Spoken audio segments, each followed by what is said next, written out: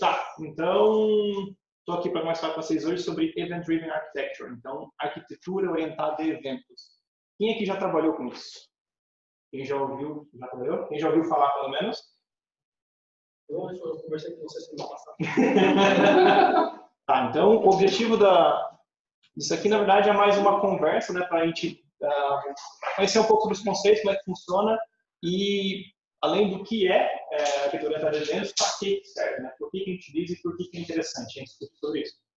E isso vai ser bem legal porque casa bastante com as coisas que o Alexandre falou sobre as diferenças entre banco de dados, ok? Então, na verdade, isso aqui é uma conversa sobre escalabilidade, não event-driven ou a arquitetura orientada a eventos, na verdade, ela é um mecanismo ferramental para você resolver problemas de escalabilidade, né?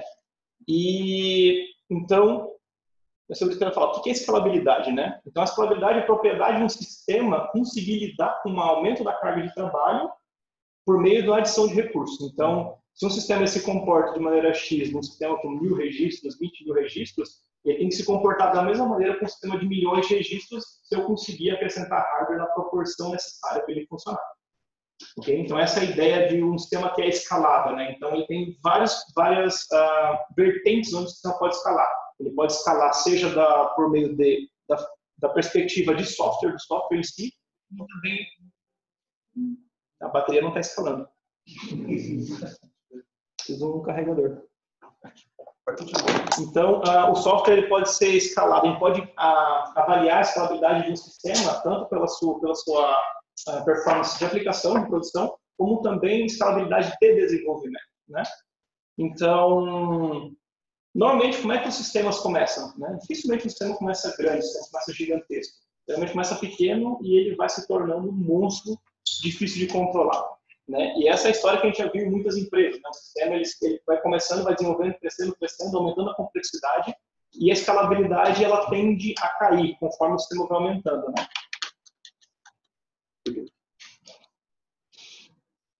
Ok? Então, quais são as características que a gente pode ver de cada uma dessas vertentes, né? Tanto software e desenvolvimento. Então, a escalabilidade de software é com relação ao uso, né? Então, conforme a gente vai tendo mais massa de dados, mais funcionalidade no sistema, ele conseguir lidar com essa carga de trabalho. A gente tem também escalabilidade de concorrência, aumenta a quantidade de usuários, de uso, de requisições desse sistema. Dos dados armazenados no sistema, aí a gente vai diretamente para a base de dados, né? Como é que a base de dados lida com isso? Chega num momento que é difícil você manter tudo numa base de dados só. E a questão de disponibilidade, né? O sistema, por mais que ele tenha um grande uso, uma grande quantidade de dados, uma grande quantidade de funcionalidade, de requisições concorrentes, ele ainda assim conseguir se manter disponível, né? Que também é um dos conceitos de segurança, a disponibilidade. E do desenvolvimento, então, a gente tem a escalabilidade de quê? Conseguir adicionar novas features ou da manutenção do sistema sem ter que reescrever ele inteiro.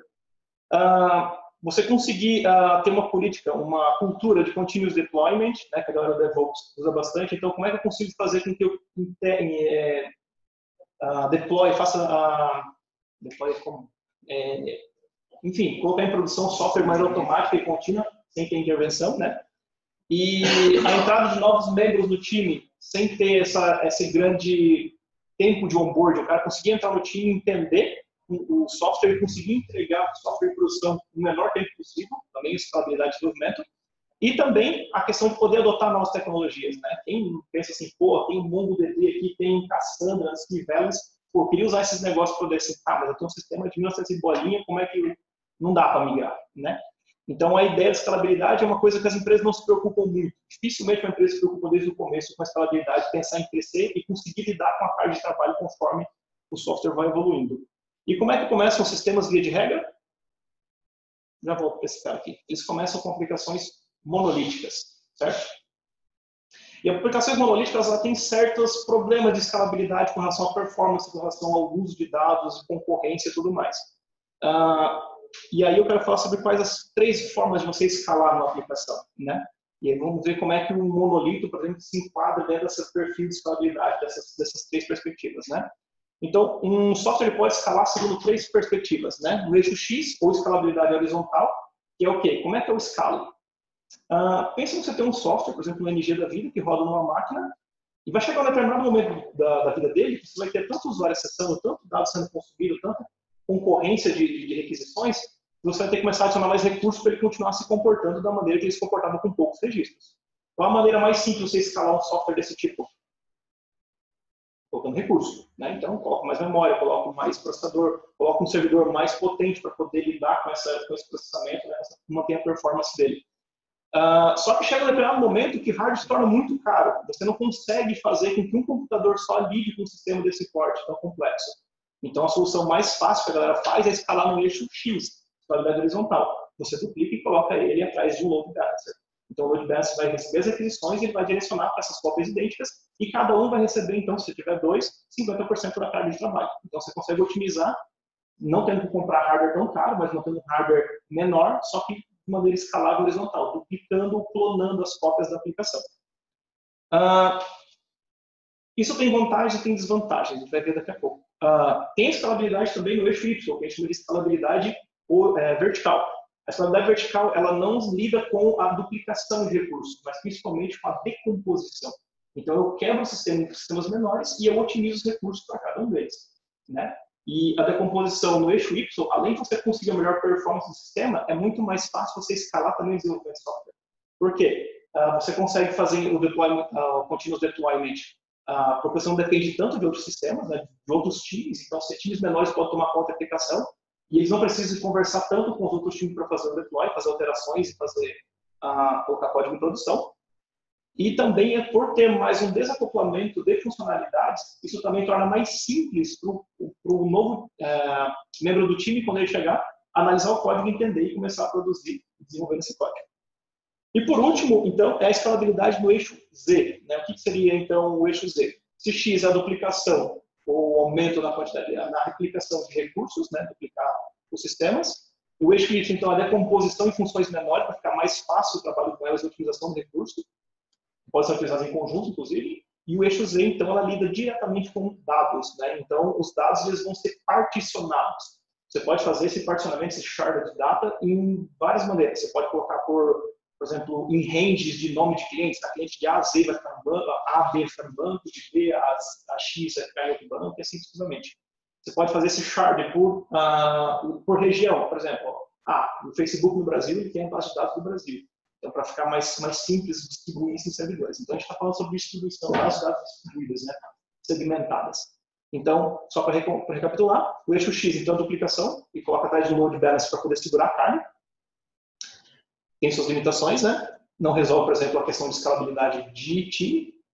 O eixo Y, então, ele é a escalabilidade vertical. É quando você decompõe sistemas menores para poder lidar de maneira mais eficiente com as funções. E o eixo Z, então, é particionamento de data, especificamente de dados.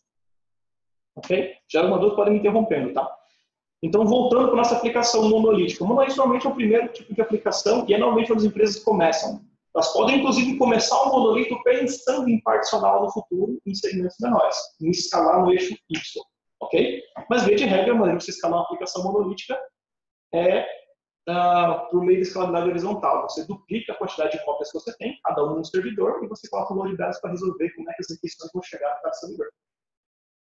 E, via de regra, né? Então, a base de dados de uma aplicação monolítica ela é uma base de dados única. Quando você quebra ela um pouco mais, por exemplo, um outro serviço, eles ainda compartilham a mesma base de dados. Os outros serviços podem consultar a aplicação monolítica principal para poder acessar a base de dados. Então, a base de dados, uma característica dela é ter uma base de dados unificada, né? Compartilhada. Né? E aí você pode também ter uma segmentação um pouco maior para você isolar principalmente a parte de apresentação da parte do core do sistema, né? Do back-end. Uma evolução muito comum em empresas é partir do modelo monolítico, quebrando em funções para tentar escalar no eixo Y, quebrando em funções menores. Porque eu tenho sistemas menores, eu tenho um time que consegue dar conta daquilo ali, consegue colocar gente nova para desenvolver e leva menos tempo para aprender, porque senão é menor, não é tão complexo. E... Só puxa a janela do vídeo de quando a apresentação. Não tem nada ali, eu tinha um percentual. Ok? Então, normalmente a evolução do sistema monolítico, ele começa... Isso aqui aconteceu muito na febre do Soul alguns anos atrás, né? Vamos dividir isso aqui em sistemas menores e vamos fazer com que eles se comuniquem por meio de serviços. E aí esses serviços vão se comunicar com a base de dados unificada e vai ficar simples, né? Então, na verdade, o conceito é bem simples e bem interessante. Só que conforme você vai adicionando, quebrando as funções, decompondo o sistema em funções menores, pensa na complexidade de gerenciar essas comunicações entre os serviços. Se torna muito complexo, né? O modelo do SOA, ele tem, na verdade, já uma certa complexidade de comunicação entre os serviços. E aí, qual é a solução que a galera costuma fazer para resolver esse problema de comunicação?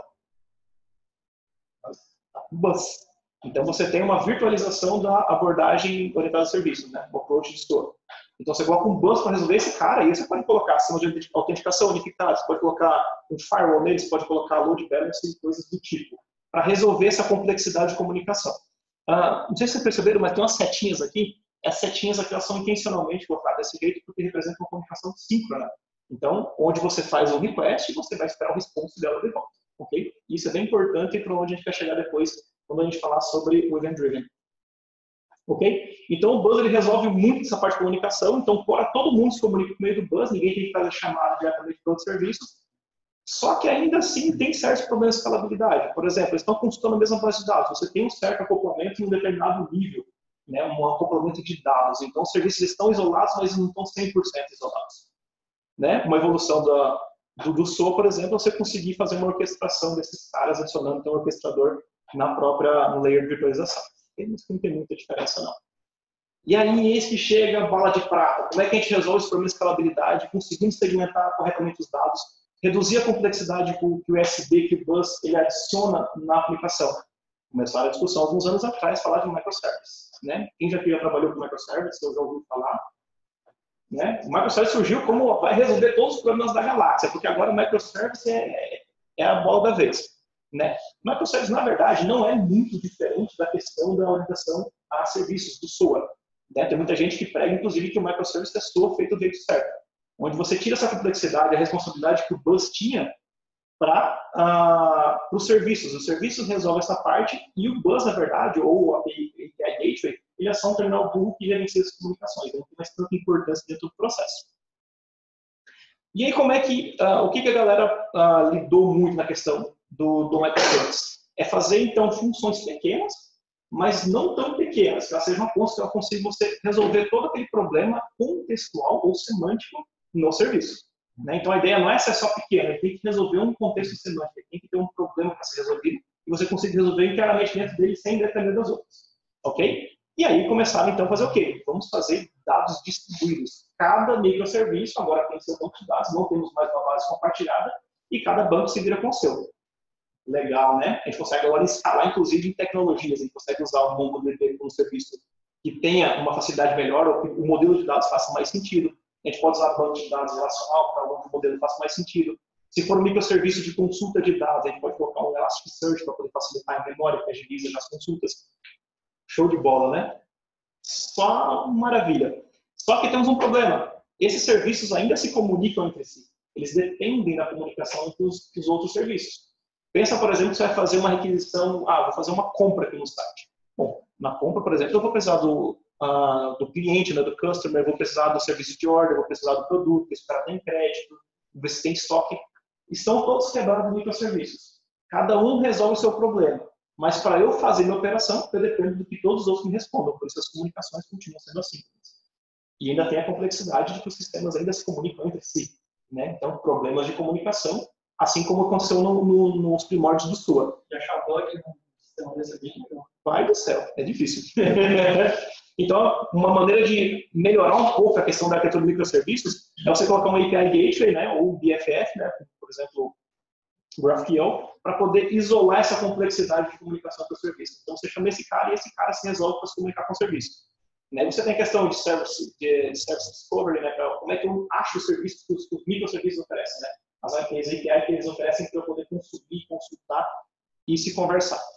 Ok? Coloco novamente um load balancer, coloco um firewall, coloco autenticação, coloco todas aquelas coisas que o SOA já tinha dentro do USB. E o problema volta para o mesmo lugar. Tem microserviços pequenos, tem um contexto isolado, tem cada um com a sua base de dados, modelo perfeito, mas todos ainda dependem de comunicação síncrona entre si. Ok? E quando um quebra, quando eu tenho uma comunicação síncrona, toda a cadeia quebra, né? Então não adianta eu ter quebrado em vários microserviços que todos têm uma cadeia de comunicação. Se quebrar o meu da ponta aqui e não consegue resolver, todos os outros serviços da cadeia que dependiam desse cara estão fora do ar. E a ideia de microserviço não é essa. Eu quero fazer o quê? Eu quero que o meu microserviço ele resolva um contexto e se ele estiver fora do ar, ele não vai pedir funcionamento do restante da minha arquitetura. Então, o meu sistema como um todo não quebra, né? Essa é a ideia. Bom, as primeiras abordagens não funcionaram muito bem. E aí, é nesse ponto que a gente chega para falar sobre Event Sourcing. Como é que o Event Sourcing, né, que é a base da arquitetura orientada a eventos, como é que ela ajuda a resolver esse problema, né? Mas, então, vamos ver o que é Event Sourcing. Uma citação aqui do Martin Fowler, né? Então, o Event Sourcing, ele garante que todas as mudanças na aplicação são armazenadas como uma sequência de eventos. E essa é a grande sacada.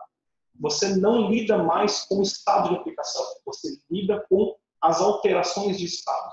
Então, ele, em vez de eu fazer um update na tabela para poder atualizar o dado e manter o estado consistente da aplicação, eu vou somente fazer o seguinte: alterou o estado da aplicação agora de cliente devedor para cliente positivado.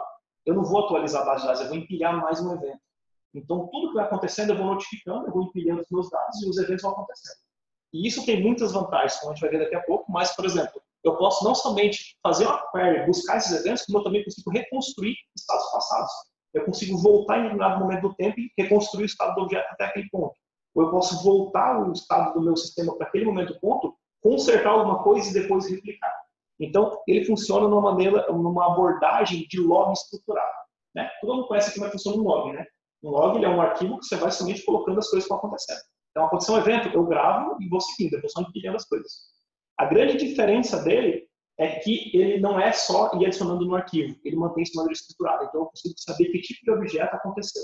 E eu consigo pegar, então, separar, cara, dentro desse log gigantesco, com um monte de sessões, me dê só as alterações do evento do Diogo, por exemplo. Então, o cliente Diogo, eu tiro ele e consigo ver só o que aconteceu no estado. E eu consigo reconstruir o objeto para saber como é que ele está agora, ou verificar como é que ele está em determinado momento do tempo. Estou indo muito rápido, muito devagar, está confuso, ligou? Pode interromper, tá? E aí, vamos ver então o comparativo, como é que funciona então a abordagem orientada a request, que é o que a gente está mais acostumado a fazer, é um modelo mais tradicional, um modelo mais fácil, é a primeira que a gente tem contato na vida quando a gente começa a desenvolver, e como é que funciona então uma abordagem orientada a eventos, né? Então, numa arquitetura orientada a requests, né, a requisições, você vai ter um sistema principal com uma lógica e ele vai dar comandos para os outros sistemas executarem e ele vai esperar a resposta, com base nessa resposta dele, ele dá continuidade para o sistema. E enquanto no Event Driven, eu usei como exemplo aqui um cara que pode servir como um armazenador de eventos em Kafka, que é o mais comum, né? Tem vários outros. Eu acho que inclusive tem uma palestra do Laércio para falar especificamente sobre Kafka, então eu não vou entrar muito em detalhes, só vou mostrar a conceituação, como é que funciona. Ok? Então, no Event Driven, você não tem um cara que faz uma pergunta ou modifica o estado do sistema e espera uma resposta para continuar o que ele está fazendo. Ele só avisa, ele faz um broadcast, ó, eu fiz isso daqui. E o broadcast ele notifica todo mundo que é interessado, quem subscreveu nesses eventos. Então eu posso me subscrever, né, me inscrever nesses eventos e falar assim, olha, quando tiver alguma notificação de alteração de cliente, eu quero ser notificado. Ou, o que me interessa, por exemplo, é quando o cara fez uma order, fez um pedido. Se fizer um pedido aqui, eu quero saber para poder fazer um processamento, beleza? Beleza. E então, o Event Source, né, a ferramenta que é responsável pelo Event Source, vai lidar, inclusive, com a notificação dos clientes. Um exemplo mais claro, a gente vê isso na prática, seria, então, né, o cara fazer uma compra, por exemplo, né, place order. Então, você tem uma interface de usuário, que ele faz uma requisição, você tem um modelo de síncrono de request. Né? Ele vai contatar os provedores de pagamento, verificar se está tudo certo, e aí ele vai fazer o quê? Vai verificar sem estoque e tudo mais, o cara faz a requisição que ele precisa, atualiza o estoque, e aí ele retorna dizendo que ele fez tudo certo com a compra. Ok? No modelo orientado a eventos não funciona assim. O modelo orientado a eventos faz o seguinte, olha, fiz uma compra, e ele vai empilhar isso no broker de eventos. E beleza, ele vai ficar esperando. Quando você fizer, me avisa. Todo mundo processar o que precisar, me avisa o que aconteceu para eu poder continuar o processamento. E ele para de processar, ele não fica mais esperando. Então, quando ele faz essa requisição, o que é interessante saber? O cara dá o serviço de order, ele tem interesse nesses eventos, então ele vai ser notificado, ele estava ouvindo, opa, o cara aqui do UI Service colocou um evento novo no sistema e isso aqui me interessa. Faço meu processamento, verifico com o sistema de pagamentos, e aí empilho o meu evento. Olha, já verifiquei que tudo ok, questão de pagamentos. E aí o cara do estoque vai verificar. Beleza, então se está tudo certo aqui, eu posso verificar sem estoque para poder processar essa compra? Sim. E aí ele empilha o evento dele dentro do sistema de eventos. Quando isso tudo estiver pronto, no sistema de UI, ele vai verificar. Ok, está tudo certo então, eu recebi uma notificação aqui que aconteceu uma mudança de estado lá do Stock Service, que agora eu posso continuar meu processamento. Então a coisa não acontece de maneira síncrona e contínua, ela vai acontecer em algum momento. E aí essa frequência com que você vai notificar, essa frequência que as coisas vão acontecer, ela é toda configurável. Você tem serviços que precisam funcionar de maneira quase real-time e tem alguns que não precisam acontecer de maneira tão rápida. Por exemplo, um disparo de e-mail. Muitas vezes o e-mail de notificação qualquer não precisa acontecer no momento exato da requisição do cara. E esse cara não pode ser impeditivo. Então, se acontecer um problema com o order service quebrar, todo o resto do meu sistema não vai quebrar. Por quê? Porque ele pode colocar a ordem, ele vai dizer que está processando e vai esperar que em algum momento alguém notifique quando estiver pronto. Eu posso, inclusive, verificar que o sistema não está fora do ar, subir ele, quando ele subir, ele verifica, cara, o que eu perdi de mensagem? Me manda tudo que eu perdi. E aí o broker, no caso o Kafka, por exemplo, ele vai mandar todas as mensagens que ele perdeu e ele vai reconstruir o estado desde quando ele ficou fora do ar. Então, nada se perde no sistema de Kubernetes. Toda mudança de estado do sistema, você consegue replicar e reproduzir de volta.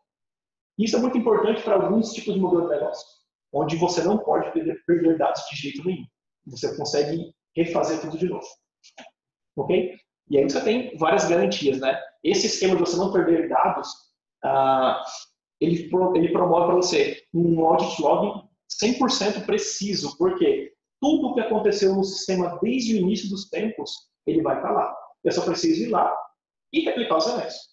Né? Eu consigo fazer consultas temporárias. Eu queria saber como é que estava a situação financeira desse cliente no final do mês tal, do ano tal. Você consegue, você pega as vezes o começo e clicar lá. Ou fazer um rewind, né? E voltar até aquele estado para poder ver como é que estava fazendo os eventos. Eu queria saber como é que estava a contabilização da empresa no final do ano passado, quando fechou o balanço. Mesma coisa, você simplesmente pega o sistema contábil, né? Vê as operações que aconteceram no estado desse cara e você consegue voltar.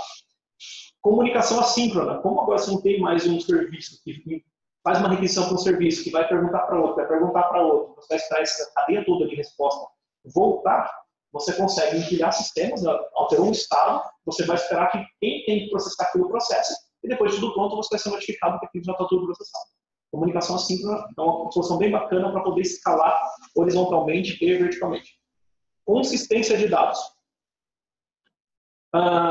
Quando a gente fala, por exemplo, está falando dos bancos de dados, a gente viu que você tem que fazer algumas escolhas, né? Consistência é uma dessas escolhas. Então, quando você opta, por exemplo, para usar um NoSQL da vida, como o MongoDB, o CouchDB, né, que é outro similar a ele, eles têm uma característica de ter uma consistência eventual. Então, em determinado momento do tempo, pode ser que o dado não esteja atualizado com a forma última escrita. Né? Então, esse é um dos drawbacks dos sistemas NoSQL. Quando você tem o Event Sourcing, ele é a base de verdade do seu sistema. Então, tudo que aconteceu está ali. Para você saber a verdade, você não precisa depender de banco de dados. O banco de dados pode ter a consistência eventual dele lá, ele pode lidar com isso, ou carregar tudo em memória, pode não estar atualizado, que é independente. Se você quer um dado, você pergunta para o Event Sourcing. Né? E esse cara, né, ele pode ser como se fosse um streaming de dados, você pergunta para ele, ele vai te dar assim, olha, fazer isso aqui, recompõe o estado.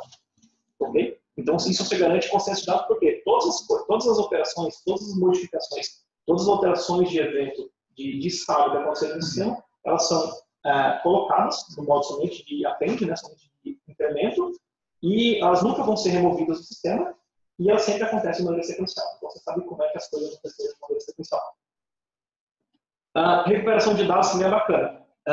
Como é que eu consigo fazer recuperação de dados isso aqui? É simples.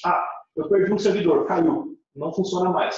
Você sobe um servidor novo e não replay as mensagens. Ele sobe e volta o estado que estava antes, sem impactar no fluxo de processamento do seu negócio. Os outros serviços estão trabalhando da normal de boa. Escalabilidade horizontal. Facilita por quê? Vocês lembram o que é escalabilidade horizontal? Tem vários. Eu estou com um problema de carga aqui. Eu tenho um microserviço que está sendo muito consumido. Não, abre outra máquina e vou replicar todos os eventos. Agora você tem dois. Coloca ele atrás de um load balancer e ele sabe que ele está para esses dois casos. Então é uma maneira de você escalar horizontalmente de maneira muito simples. Então os dois vão manter o mesmo estado de aplicação. Serviços altamente desacoplados. Né? Então, por quê? Porque cada microserviço tem essa base de dados, é independente e, de fato, ele não depende de nenhum outro sistema porque não tem as chamadas assíncronas. Os serviços agora não se comunicam mais por meio de APIs, eles se comunicam por meio de buses de serviços, de eventos.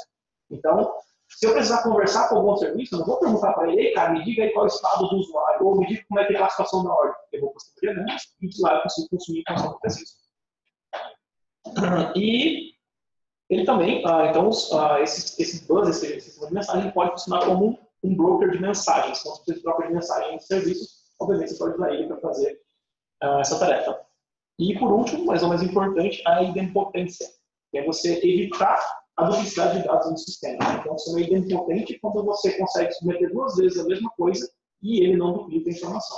Você consegue fazer isso porque o próprio broker de mensagens, ele consegue resolver e não deixar que mensagens duplicadas entrem no log, né, no streaming. Ok? Então, como eu estava falando, então você consegue dar rewind para voltar a um determinado estado e você consegue dar replay para poder pegar as mensagens que você perdeu ou reconstruir um estado de uma aplicação. Então, a arquitetura baseada, orientada a eventos, ela tem esse mindset de você pensar que as aplicações não são síncronas, elas podem acontecer em determinado momento, você tem que projetar a sua arquitetura para funcionar dessa maneira. Então, usando aquele modelo que a gente utilizou antes, né? Então, como é que seriam microserviços utilizando uma abordagem com event sourcing?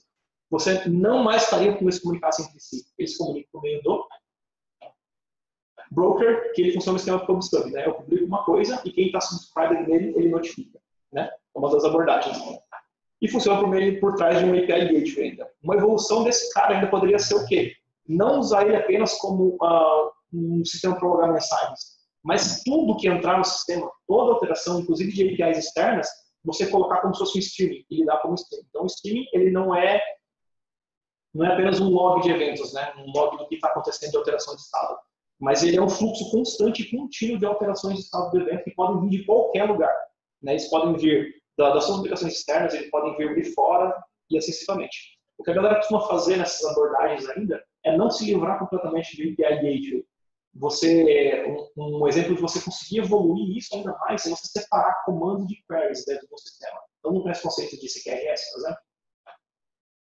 CQRS é Command Queries Responsibility Segregation. Você separar um sistema que altera estado de dados de sistemas que apenas consomem estados de dados. Então, por exemplo, quando eu fazer uma compra num carrinho de compras lá, esse cara vai alterar o estado do banco de dados? Vai, né? Ele vai colocar uma nova ordem lá dentro para poder fazer o processamento. Quando eu vou fazer uma consulta de crédito de um cliente, se ele está negativo ou está positivo, esse cara altera dados? Não. Então, esse cara pode ser sistema diferente, não pode? Então, eu posso ter um cara que é otimizado para consumir apenas consultar recursos, e esse cara pode utilizar o API Gateway para se comunicar direto com o microserviço sem problema. E os caras que precisam alterar dados, eles vão passar por onde? Eles passam para o Event Hub, né? No caso de streaming de dados. E aí eles impedem os dados que eles querem alterar. Olha, eu alterei esse estado aqui. Joga para dentro e ele notifica para quem precisa. Ok? Então, o Event Sourcing e o CQRS eles funcionam de maneira muito bem em conjunto. Né? Não são necessariamente tem que ser desse jeito, mas é bem legal. Você consegue, então, otimizar consultas e consegue otimizar a alteração de estado. Isso é DDD. O DDD ele vai definir a arquitetura que você vai quebrar os microserviços. Porque você tem que pensar o seguinte, não é mais um CRUD. Então, quando você vai usar CQRS, sistemas que modificam dados, modificam o estado, sistemas que apenas consomem essas modificações de estado, então você tem um paradigma que entender. Então, são sistemas diferentes, né? São perspectivas diferentes. E essa modelagem, essa definição de que parte do sistema vai alterar dado e que parte do sistema vai apenas consumir dados e como é que eles vão conversar entre si, é o que a gente chama de design orientado a domínio. Então, o design orientado a domínio ele é uma maneira muito simples de definir como você vai quebrar os microserviços. Qual vai ser responsável pelo quê, qual altera e qual apenas consome dados. Okay? Então, essas 3 características de Event Sourcing, com CQRS e DDD, são um padrão de arquitetura extremamente forte e conseguem fornecer ferramentas, meios, para você construir uma aplicação altamente flexível e altamente escalável. Né? Então, por exemplo, aqui a gente tem umas duplicações, né? Você consegue escalar horizontalmente, né? Porque eles são decompostos. A mesma coisa você pode ter com os processadores de streaming. Né? E aí, em cima dos processadores de streaming, você pode colocar Analytics, você pode colocar Elasticsearch e todas as outras ferramentais que não impactam no fluxo de processamento do seu software. Eles não vão gerar gargalos de processamento porque eles estão em máquinas dependentes. Processamentos dependentes podem acontecer em momentos ociosos do sistema. E aí entra aquela questão que novamente que o Alexandre falou, né? De você ter, por exemplo, o Data Warehouse. Você pode ter um microserviço com Data Warehouse que consuma esses dados que acontecem apenas para relatórios. Ou você pode ter processos batch que acontecem em um determinado momento que vão empilhar essas requisições dentro do event source, do hub de eventos, né? E eu falei assim, beleza, mas isso funciona legal para eventos, para sistemas novos que estão desenvolvendo. Não, você pode ser uma decomposição, uma evolução natural de sistemas monolíticos, sistemas ou arquiteturas orientadas a serviços. Mas ela também pode se integrar muito bem com tecnologias legadas. Eu tenho um sistema, por exemplo, que ele tem lá um banco de dados, ele tem um NG da vida, tem um CRM, e eu quero que esse cara se integre dentro do meu ecossistema de microserviços. E já está bem definido, bem delineado, mas eu não consigo portar essa aplicação inteira. Não, você pode começar em etapas. Existe um pattern de desenvolvimento, né, de microserviços dentro do sistema de event sourcing, onde você faz uma integração com o CDC. Então, Capture Data Change. Então, Capture Data Change. Quando um dado modifica no banco de dados, o Kafka consegue fazer isso de maneira muito fácil. Alterou aqui no Oracle a base de dados, então mudou o estado da aplicação, beleza, eu incluo esse evento também dentro da minha aplicação, dentro do meu event source. Eu consigo pegar com todas as mudanças que acontecem dentro de um outro sistema, por meio de um connector que faz isso, né? Um connector do tipo da ferramenta que vai utilizar ela, que eu vou fornecer. Kinesis, por exemplo, da Amazon também fornece uma ferramenta para fazer isso. Então, quando algum dado é alterado, algum estado é alterado no servidor, você consegue pegar essa informação, capturar e empilhar na event source. E aí todos o ecossistema do cliente que aconteceu e ele notifica os interessados disso.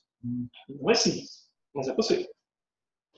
Ok? E aí, uma abordagem mais completa, né? Onde você consegue, então, quebrar microserviços, processador de streaming que vão consumir esses dados, analisar, fazer analítica em cima. Você tem streams externos que podem vir com sensores de dados, sociais, localização do celular do cara, vão ser empilhados dentro do evento. Você pode ter integração com sistemas externos, sistemas legados. Você consegue também ter análise de Big Data para poder fazer whatever coisa você pode fazer, que eu não faço nem ideia de como funciona. E, obviamente, você vai ter as interfaces onde você vai usar esses caras. E aí, tudo isso você permite usar tecnologias independentes para a melhor tecnologia para resolver o melhor problema. Dentro do microserviço, você pode ter um banco de dados otimizado para aquele modelo de dados, aquele modelo de negócio. Você pode ter linguagem de programação que funciona melhor para determinado tipo de situação. Não quer dizer que é uma festa, você vai colocar 50 linguagens aqui, cada microserviço com uma linguagem diferente. Não. Mas você pode, pelo menos, ter a possibilidade de usar tecnologias diferentes para conseguir resolver problemas. O Google, por exemplo, você tem várias linguagens, mas o Google limita algumas que você pode utilizar dentro. Né? Então, essa é a ideia. Você limitar as linguagens que você vai utilizar, até porque você precisa de gente para poder resolver esses problemas, e quanto mais segmentação você tem, mais complexo você gerenciar os seus times, mas conseguir, pelo menos, ter um leque um pouco maior e não ficar restrito a, eu vou usar banco relacional, vou usar banco NoSQL, vou usar um data warehouse, o que eu vou usar? Vou usar um banco in memory. Então, você não ficar restrito até fazer uma escolha complexa dessa no início da decisão. Você pode quebrar, no início do projeto, essa decisão. Você pode quebrar em sistemas menores e cada um resolve o problema de maneira mais adequada. Não deu certo, não tem problema. O Event Sourcing está lá, ele mantém retrocompatibilidade. Você pode ler os projetos do começo e mudar a sua base de dados. Você não perde. Então, existe 100% de uma auditoria, você consegue replicar, reproduzir e fazer um disaster recovery, por exemplo, a partir do Event Sourcing. Né? Muita gente também usa o próprio Kafka ou o próprio Kinesis como uma base de dados. A ideia é que não seja isso, normalmente a galera coloca um Event Store, que é uma base para poder armazenar esses eventos. Né? E pela própria arquitetura desses sistemas, eles funcionam principalmente, no mínimo, com 3 servidores distintos, para você garantir que, como esse cara é sua fonte de verdade do sistema, ele não pode atuar. Então ele vai estar sempre disponível, sempre íntegro, sempre consistente. Ok? Falei muito rápido, né? Eu tenho uma pergunta. Eita, caralho!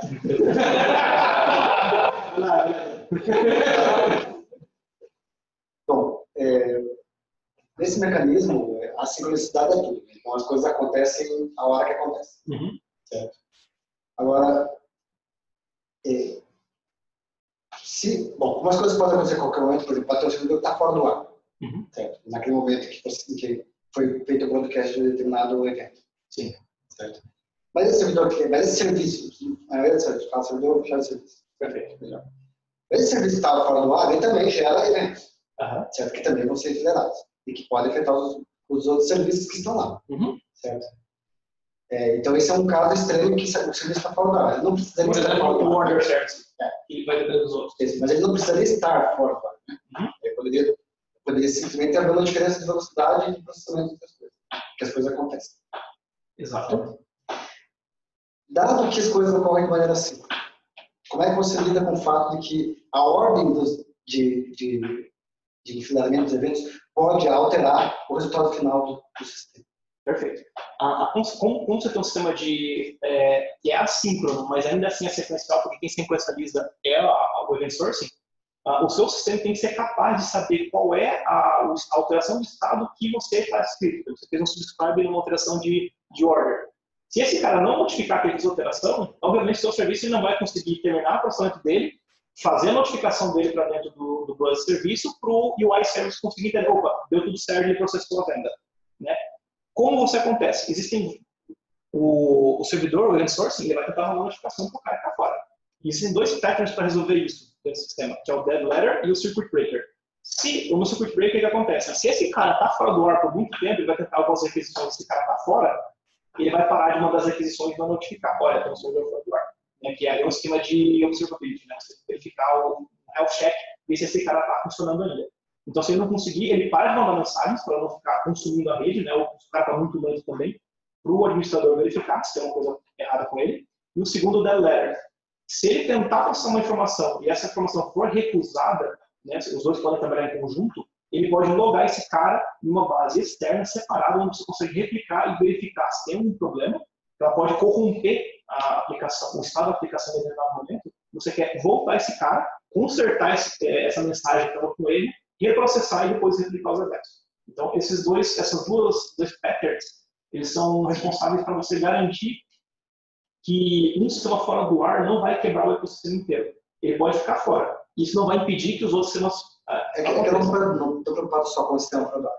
É mais com a questão da ordem de processamento dos eventos.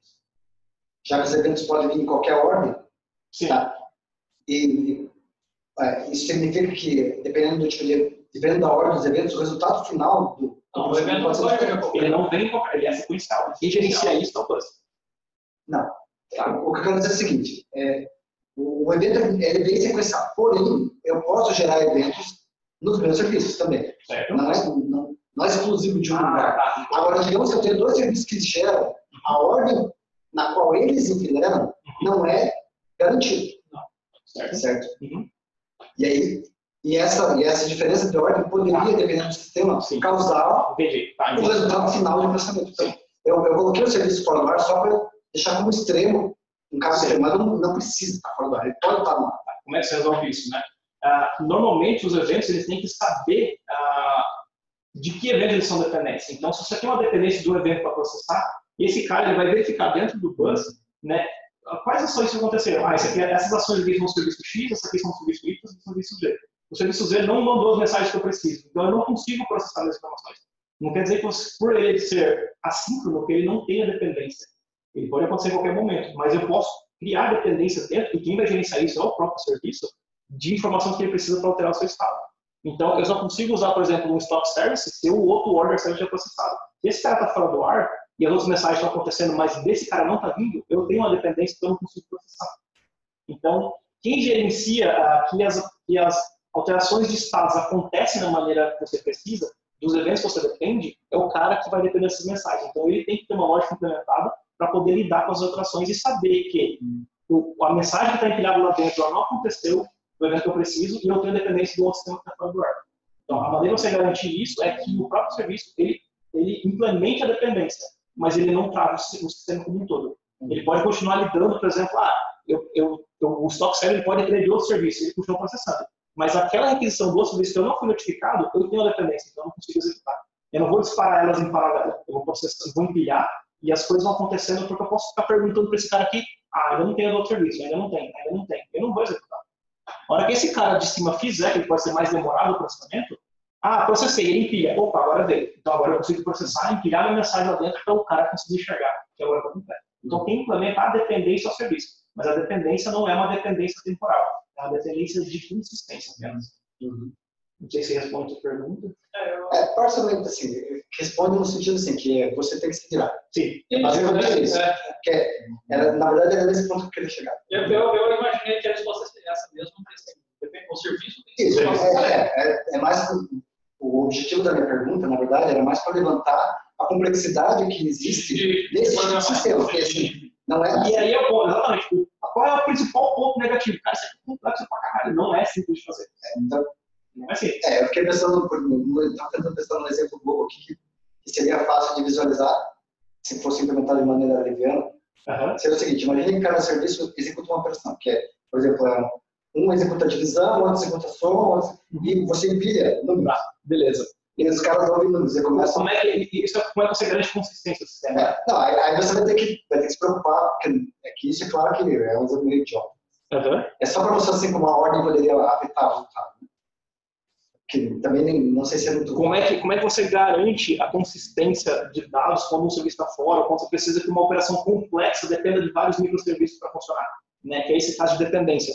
Existe um pattern para resolver isso chamado SAGA. Você cria estágios intermediários de autorização. Ó, esse cara está pendente, o crédito está reservado, mas o crédito não foi utilizado ainda.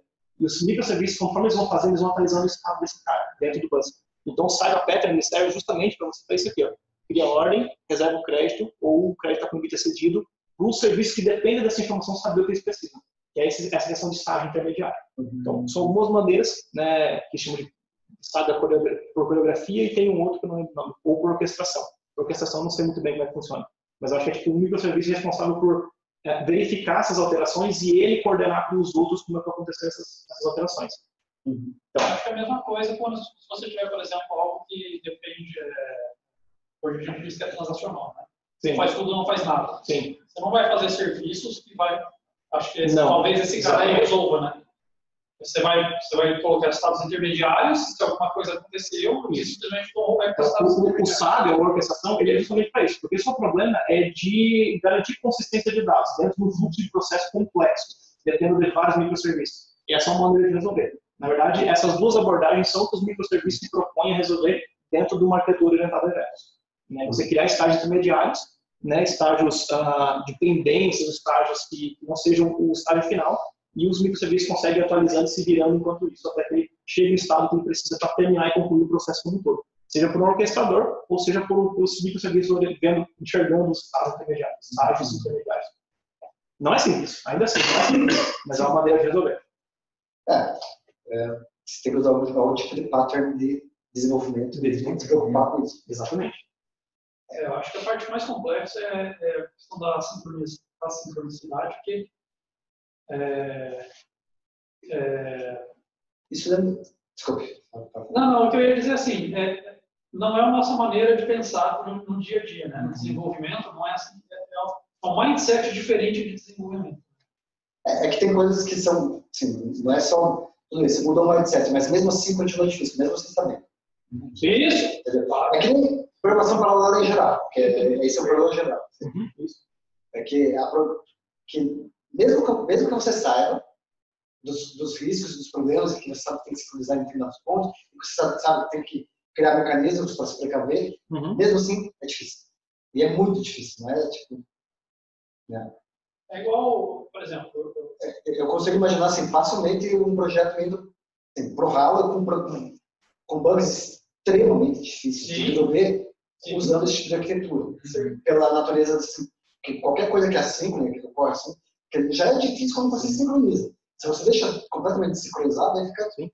Extremamente, por mais que seja fácil você testar um microserviço individualmente, testar a interação entre todos os microserviços do ecossistema é extremamente complexo. Isso que eu ia falar, porque assim, mesmo só de você começar a espalhar, né, a lógica em serviços diferentes, mesmo que for síncrono, já é difícil. Exatamente.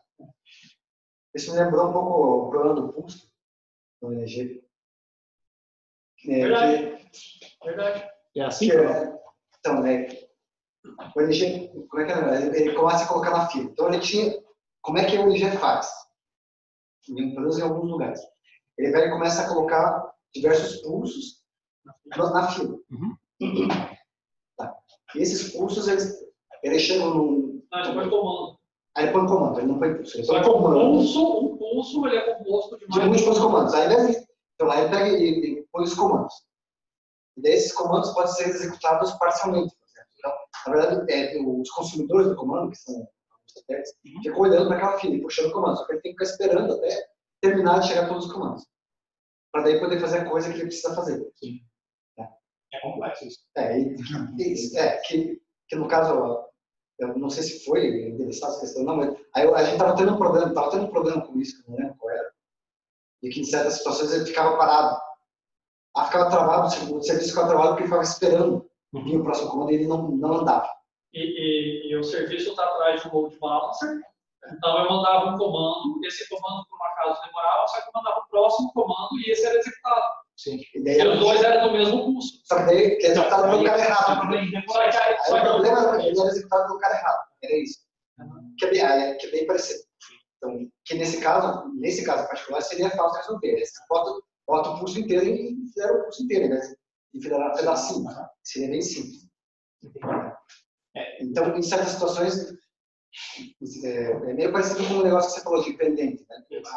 Você cria um estado intermediário aí. Então, você não enfilera o estado intermediário. Você espera ele ter um estado completo. Uma coisa completa para o troço ser processado. E aí você usar esse tratamento completo no circuit breaker, que a galera usa muito para fazer serviços, para você saber quando alguma coisa está acontecendo de errado, você conseguir agir de maneira rápida, né? Não ficar esperando, putz, tá aí 3, 4 dias parado o negócio.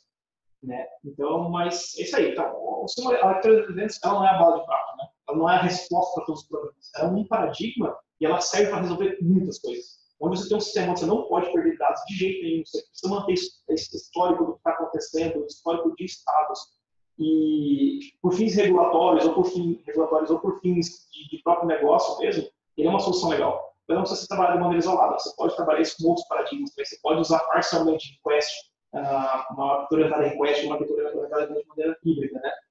Então, aqui só um outro exemplo do que a gente estava conversando sobre isso. Tem esses sites mediários e o cara ir consultando outros serviços até que termine tudo e consiga processar. Mas ela também tem essas vantagens, desvantagens que ele torna muito complexa a interação. Testar serviços entre si é extremamente complexo. E como não é muito familiar para a gente desenvolvido, acostumado com pergunta e esperar resposta, isso também gera uma complexidade no desenvolvimento e um desenvolvimento de quem está, da equipe, do próprio time, para começar a pensar dessa maneira e pensar nos problemas que essa arquitetura também ela gera. Cara, sabe o que eu imaginei aqui? Se a gente fizesse, por exemplo, um MG, o módulo de contábil dele, se fosse um serviço usando isso daí. Eu já pensei, isso é interessante. É interessante, mas é um trampo de cara. Eu não vou dizer que seria legal, porque você vai mandar eu fazer. E aí não vai ser legal. Viu? Você é entusiasta. O cara tava querendo desafio até o cara. Isso é a pauta perfeita, cara.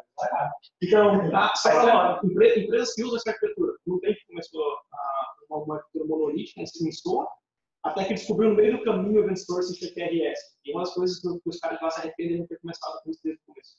Porque facilitaria muito você ver o sistema em estágios iniciais, né? O estágio dos dados, o versionamento dos dados, o estágio de versão. Tudo você consegue versionar dados, né?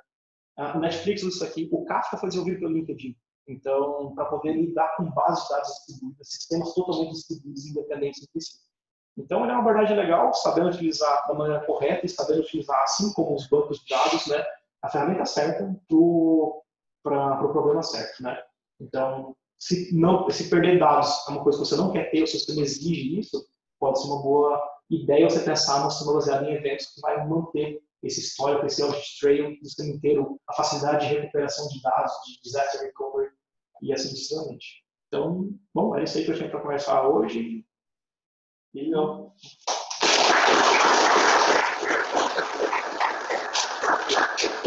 Depois a gente pode pensar, se alguém se interessar, em fazer uma coisa, um case mais prático, ver como é que funciona o Kafka, como é que funciona o Kinesis, funcionando as aplicações, como é que você se interfaceia com